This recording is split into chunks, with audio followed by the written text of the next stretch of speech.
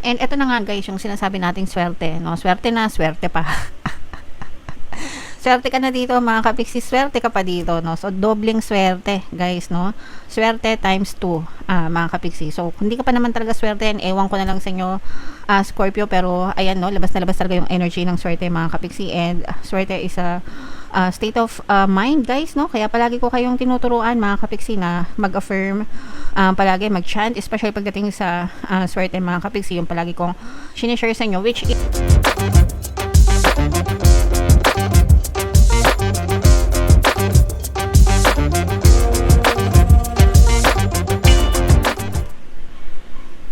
hello guys, hello Scorpio, welcome back to Pinay Pixie Tarot. Ang pamagat ng episode natin for tonight is first half kapalaran para ngayong September 1 to 15 para sa Scorpio, Sun, Moon, Rising Sign, and Venus. Unahin natin tong deck na to guys. Tingnan natin yung mga mensahe sa inyo, mga kapiksi, or yung mga paparating sa inyo.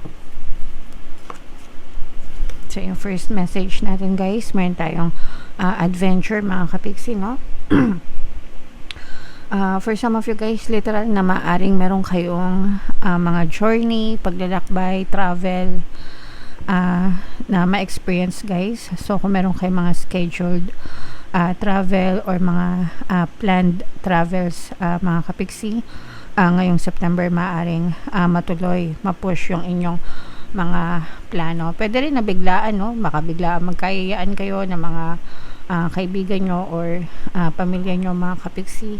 Pwede rin na mga business travel or business adventure, guys.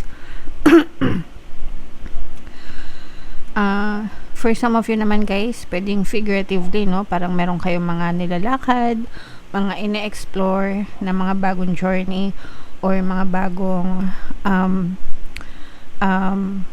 journey or mga bagong experience na gusto nyong maranasan sa buhay nyo, mga kapiksi. Okay? Alright. So, inyong first message sa inyo, guys. Another message for you, Scorpio. Wow! Swerte ito, guys. Luck, no? Good luck, good fortune, swerte, mga kapiksi. For some of you, pwedeng maka-jackpot kayo, guys, no? Pwedeng literal or figuratively na maka-jackpot, mga kapiksi. Kung, let's say for example, baka may mga tinatayaan kayo or may mga raffle kayo na sinasalihan, guys. Pwedeng swertehin kayo and manalo kayo ng mga raffle, guys. Pwedeng yung pakinggan yung ating pampaswerte, no? Para manalo sa raffle or contest, mayroon akong ginawang subliminal na ganyan, mga kapiksi, and may mga success stories na tayo doon, guys. Okay? For some of you naman, guys, parang figuratively na naka-jackpot. Let's say for example, natanggap ka sa trabaho, sa ina-applyan mo, or natanggap or nanalo ka sa mga bidding, ganyan, sa mga projects, bidding, sa mga client bidding. Parang ka lang naka-jackpot dahil ikaw yung nanalo sa mga ganong klaseng bidding, mga kapiksi. Okay? So, ibig sabihin, maganda yung benefits niyan, guys. Kaya, i-mind nyo na yan sa comment section. And, another message for you, Scorpio. Meron tayong indulgence, mga kapiksi. Enjoy nyo lang ito, guys. Parang ina-advise kayo na enjoy nyo yung oras nyo kasama ng mga tao na nagbibigay sa inyo ng kasiyahan din, no? Like family or friends, mag-me time kayo, no? Spend together, socialization, mga kapiksi. Kailangan natin mag-socialize paminsan-minsan. Hindi lang yan para mag-expand yung network natin, pero may tulong din yan sa ating mental health, mga kapiksi, emotional being natin. So, di ba, kapag palagi nating nakausap yung mga kaibigan natin and other people na mga supportive, ganyan, nakatulong yan sa atin, guys. Okay? Alright. So, comment down below. Ito, guys, i-mind nyo na to, mga adventure na to. Ito, mga good luck, swerte na yan, guys, sa comment section. So, shuffle natin to. Hanapin natin yung energy ng Scorpio. Habang sinashuffle ko to, guys, panoorin nyo muna yung video natin regarding sa ating paano mag-manifest ng abundance video course. Kapiksi, sawa ka na ba sa mga struggles at hirap sa buhay mo? Masipag ka ba at masikap sa buhay ngunit hindi ka pa rin umaasenso? Ilang beses ka na bang nag-attempt magnegosyo at mag-invest pero palagi ka pa rin nalulugi? Sa pagkakataon na ito ay maaaring may subconscious beliefs ka na nagiging balakid sa iyong pag-unlad at pagyaman. Introducing, paano mag-manifest ng abundance video course.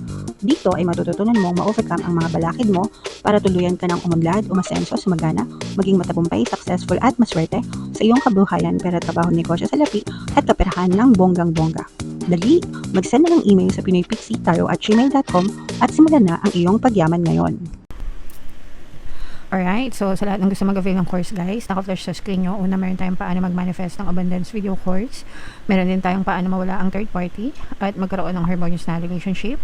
And meron din tayong paano pabalikin si ex-device breakup. Sa mga interesado guys, mag-send lang kayo ng email sa pinoypixie@gmail.com. So, Scorpio guys, kayo ay represent ng King of Cups sa ating spread. Latag natin yung spread nyo guys. And sa mga naghahanap guys sa mga pampaswerte na lucky charms or lucky bracelet, may mga items guys na may kita kayo sa description box nitong video. Ito yung sample guys, ito yung Aventurine, ito yung Citrine, mga kapiksi. Check out nyo na, nasa description box, nasa comment section din guys.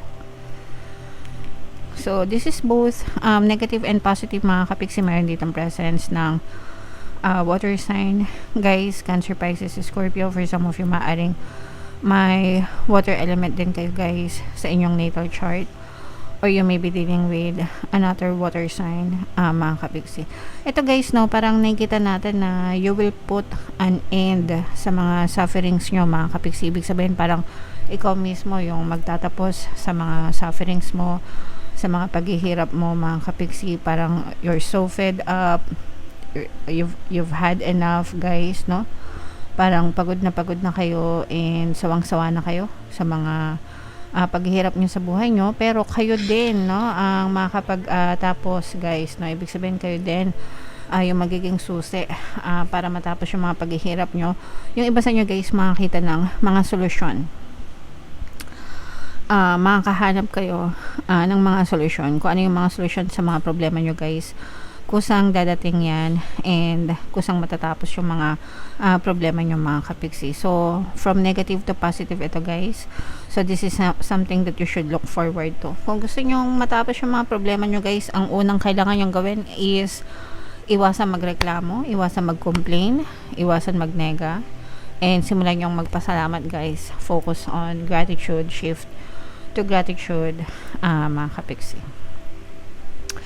And yeah, so nakikita natin na magkakaroon ng progress, no, yung pagiging stuck nyo, mga kapiksi. Makakawala din kayo sa pagiging stuck nyo sa buhay guys, and unti-unti kayo makakita ng magandang progreso sa buhay nyo mga kapiksi. Ito dahil sa pagsisikap nyo rin at pagtsatsaga. Sabi ko nga guys, dadating yung mga solusyon sa problema nyo dahil sa kasipagod nyo rin mga kapiksi. So yung mga taong masisipag guys, pinagpapala talaga yan guys, no. Syempre sabayan nyo palagi ng pagdadasal and positibong mental diet, no, para talagang makuha nyo yung mga resulta na nilanais nyo mga kapiksi. So nakikita rin natin na for some of you, unti-unting gumagaan yung inyong mga pakiramdam guys, no, sa lahat ng aspeto ng buhay, yung inyong kalusugan guys, mental, emotional, physical, even spiritual health. Pero this is something na guys, no, pagdating sa kalusugan, palagi ko kayong sinasabihan na magpa-check up, di ba? Magpa-check up, magpatingin sa mga manggagamot, uminom ng mga gamot, di ba? Para malampasan nyo, para alam nyo talaga kung ano yung nangyayari sa inyong kalusugan, mga kapiksi. So ito guys, i-mind nyo na tong healing na to, itong mga progress, success, pag-usad, no, ng inyong buhay, mga solusyon sa problema, yan, i-mind nyo na sa comment section mga kapiksi. May darating din sa inyo na love life guys, no, especially kung mga LDR kayo, mga kapiksi. Kung matagal na kayong LDR, hindi pa kayo nakikita lang kayo online, dating apps, ganyan, maaring dumating itong person na to, maaari na kayong mag-meet personally, mga kapiksi. So, i-anticipate nyo yan. Yung iba sa inyo parang susurpresahan guys, no? Kunwari, hindi mo alam na uuwi siya or magpapakita siya sa'yo. Pero parang susurprise ka niya mga kapiksi. Alright? And eto na nga guys, yung sinasabi nating swerte, no? Swerte na, swerte pa. Swerte ka na dito mga kapiksi, swerte ka pa dito, no? So, dobling swerte, guys, no? Swerte times 2, mga kapiksi. So, kung di ka pa naman talaga swerte, ewan ko na lang sa inyo, Scorpio, pero, ayan, no? Labas na labas talaga yung energy ng swerte, mga kapiksi. And, swerte is a state of mind, guys, no? Kaya palagi ko kayong tinuturuan, mga kapiksi, na mag-affirm, palagi mag-chant, especially pagdating sa swerte mga kapiksi, yung palagi kong sinishare sa inyo, which is tuwing sinishare ko siya sa inyo guys, nagkakatotoo siya sa akin. That's how powerful our words are. Okay, so swerte ako sa lahat ng aspeto ng buhay ko. Ayan, sinabi ko na naman sa inyo, share ko na naman sa inyo, sigurado sa swertehan na naman ako mga kapiksi.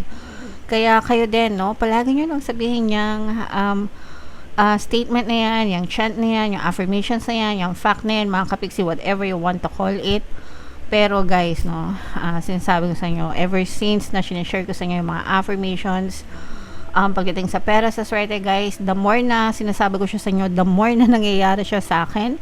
So, sana sabihin nyo rin siya para mangyari na rin sa inyo, mga kapiksi. Okay? So, i-mind nyo na yung mga swerte na yan, guys. Sorry. And, kung meron kayong mga nilalakad, ito mga positive news, ito guys, mga good news, positive news.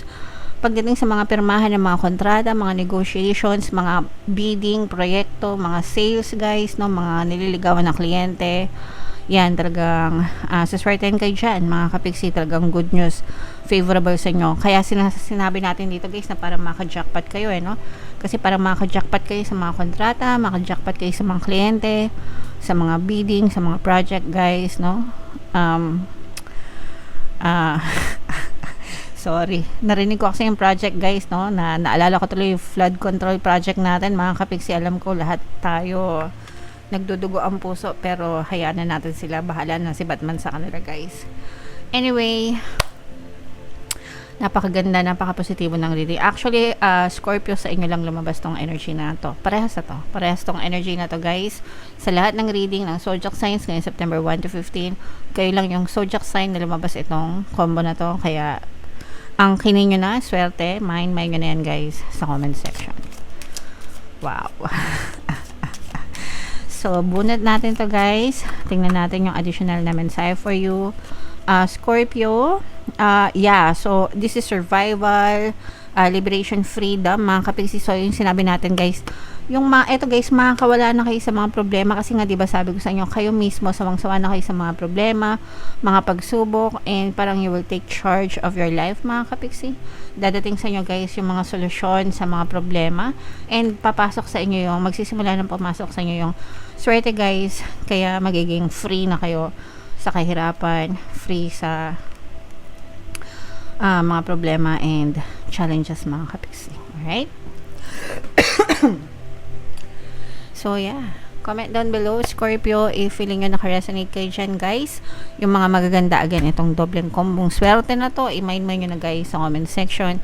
And for more tarot readings, ito yung playlist nyo. Ito naman yung ating success stories ng paano mag-manifest ng abundance video course. Click here to subscribe, guys. Thank you for liking, sharing, and subscribing. See you next time. I love you all. Have a nice day. Bye-bye.